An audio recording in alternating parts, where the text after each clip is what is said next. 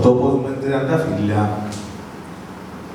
Ο τόπος με 30 φιλιά, αγκαθερή και ωραία, που εφήτρωσε πας στον κρεμό του Αποστόλου Ανδρέα. Μόνον έναν τριαντάφυλλον έκαμε οι καημένοι και πας στα φύλλα του θωρείς την ιστορία γραμμένη. Το πρώτο φύλλο έχει το γρουσό να της θυμίζει πως ο χαρκός που εγέννησε στα ξένα τριγυρίζει. Το δευτερόφυλλο χαμέ έπαιζε και κοιμάται γιατί το πρώτο των γρουσών έθελε να θυμάται. Το τρίτο φύλλο κότσινο, σαν πρέπει της καρδιάς της, ποτίζουν τα γέματα που φτύνουν τα κλονιά της.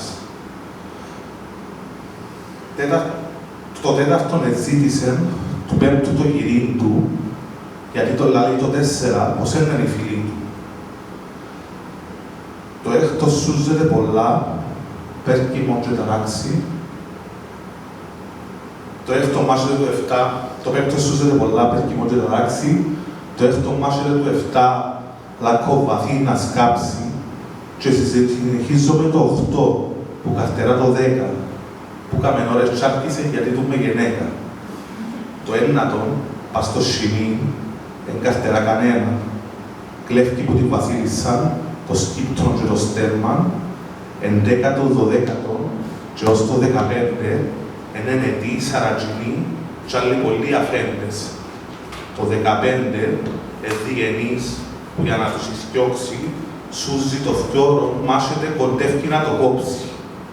Που 16 ως 20 εκρύψαν τα φιλούθια, άψασαν σούβλες στα βουνά, αρκέψασαν τραούθια, ώσπου έρχεται το 20, μαύρος σαν τον Ιούλη, κι άπλωσε το μαύρο του, κι ονάρανε την ούλη. Τσούλα τα ροδοπέταλα, ποτζίζω στο 30, μαύρα μαυρογέρημα, κι έτσι να μείνουν πάντα.